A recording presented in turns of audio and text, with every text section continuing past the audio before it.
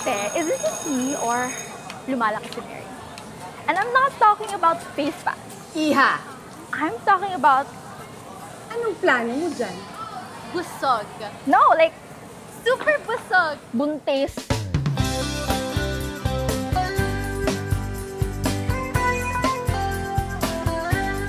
May kakilala ba kayo? Nakakilala rin ng inyong mga kaibigan?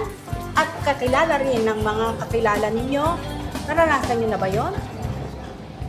Okay, 6 degrees of separation.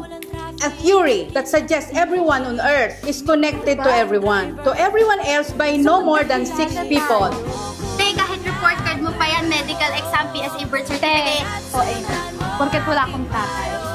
You're so kulit ha. Alangan naman papuntahin kitang Batangas para na mag-harvest ng coffee. So naughty.